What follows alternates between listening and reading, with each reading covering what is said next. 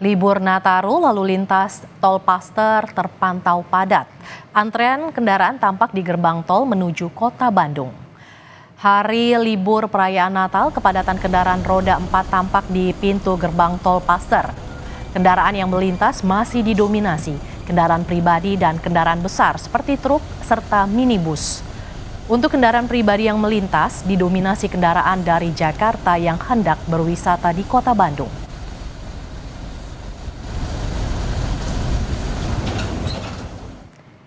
Kita akan sapa jurnalis Kompas TV, ada Benediktus Aditya di ruas tol layang MBZ dan Fida Alatas di gerbang tol Paster Bandung, Jawa Barat. Pertama kali kita akan ke tol layang MBZ terlebih dahulu. Bene, bagaimana situasi terkini arus lalu lintas di sana? Ya, selamat siang Mercy dan juga saudara.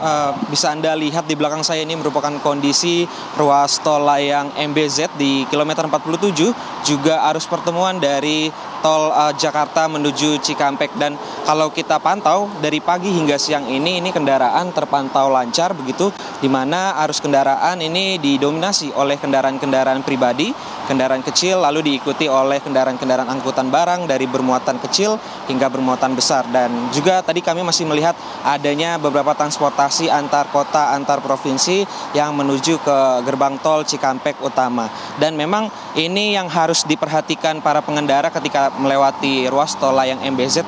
Ini adalah titik-titik kerawanan atau titik-titik rawan kemacetan yang biasanya memang di KM 47 ini terjadi kepadatan atau kemacetan. Seperti di hari kemarin begitu, di tanggal 25 Desember, ini Jasa Marga juga kepolisian menerapkan sistem kontraflow atau sistem rekayasa lalu lintas kontraflow pada jam 8 pagi dari KM 55 maksud kami hingga KM 65 menuju gerbang tol Cikampek utama. Kemudian dilanjutkan atau diperpanjang dari kilometer 47 hingga kilometer 65. Hal ini disebabkan atau imbas dari kepadatan yang memang terjadi di kilometer 57 yang merupakan titik atau rest area begitu, yang biasanya memang ini pengendara suka untuk beristirahat di kilometer 57, dan kemarin memang juga disertai hujan dan angin yang cukup kencang sehingga ini juga memperlambat laju kendaraan, mengurangi jarak pandang dan juga visibilitas.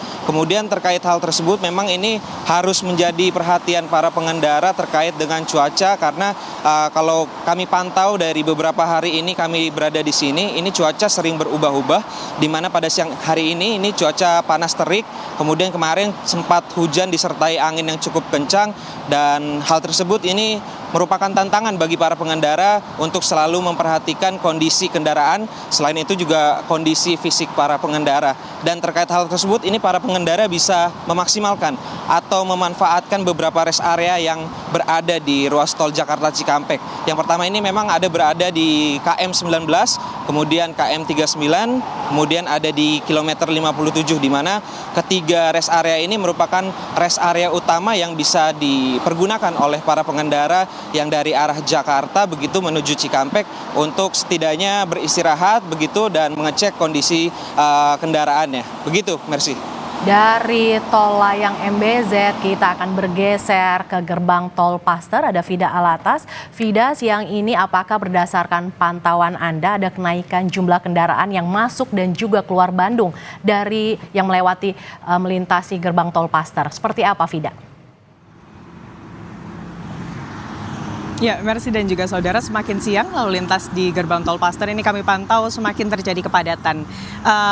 Eskalasi atau peningkatan jumlah kendaraan yang melintas di gerbang tol Paster ini mulai terjadi di pukul 7 hingga pukul 8, di mana kalau sebelumnya dari data Jasa Marga per pukul 00 hingga pukul 6, ini lalu lintas kendaraan yang melintas masuk ke Bandung melalui gerbang tol Paster ini berkisar antara 100-200 dan paling banyak ini adalah 400 kendaraan per jamnya. Maka di pukul 7 hingga pukul 8 ini terhitung sudah mulai meningkat di angka 1.700-an kendaraan.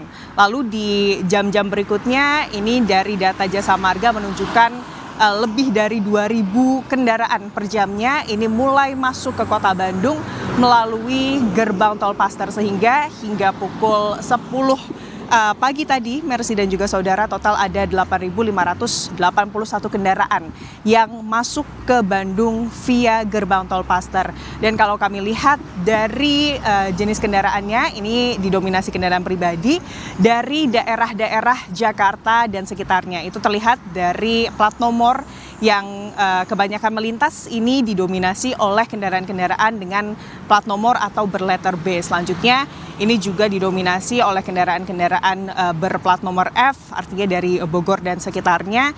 Lalu ada kendaraan-kendaraan dari luar kota, bahkan luar pulau juga yang pada H+1 Natal ini memasuki kota Bandung.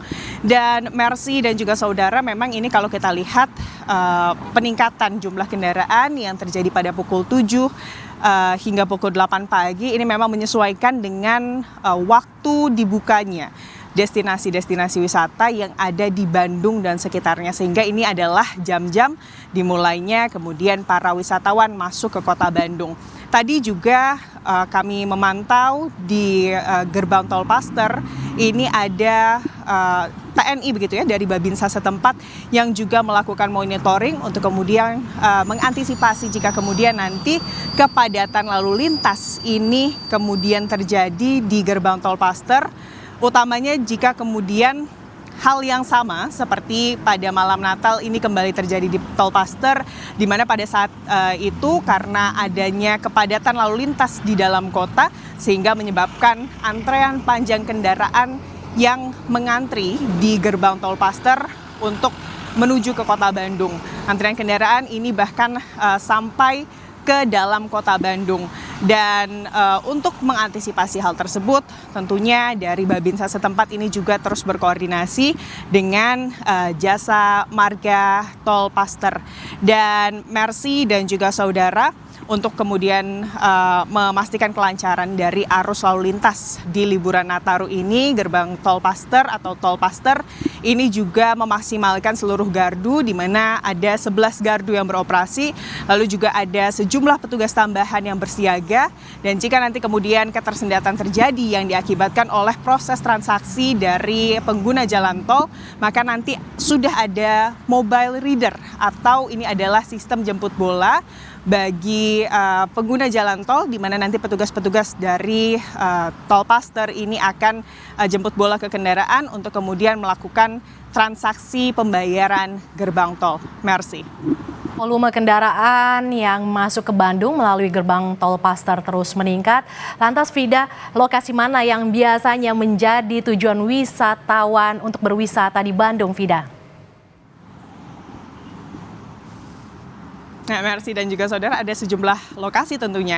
Di pusat kota Bandung ada pusat perbelanjaan, lalu juga ada kawasan bersejarah, Jalan Asia Afrika, dan juga kawasan Braga. Di sana para wisatawan dari luar kota utamanya ini dapat kemudian menikmati bangunan-bangunan bersejarah di sana, lalu juga bisa berwisata kuliner, berwisata belanja. Selain di kawasan Braga, kawasan Asia Afrika, ada kebun binatang Bandung yang juga biasa ramai dikunjungi oleh wisatawan dari baik itu lokal maupun luar kota. Dan juga ada sejumlah wisata-wisata kuliner dan juga wisata belanja yang ada di pusat kota Bandung. Dan kalau kita bergeser sedikit, Mercy dan juga saudara, ada kawasan wisata Lembang. Ini juga yang menjadi primadona bagi para masyarakat dari luar kota untuk berlibur di daerah Bandung. Dimana kalau di kawasan wisata Lembang ini ada kawasan wisata alam dan juga kawasan wisata belanja di sana, Mercy. Terima kasih jurnalis Kompas TV Vida Alatas yang melaporkan situasi terkini di gerbang tol Paster, Bandung. Dan sebelumnya ada jurnalis Kompas TV Benediktus Aditya yang melaporkan dari Jalan Layang Tol MBZ. Terima kasih kawan-kawan, selamat bertugas kembali, salam sehat selalu.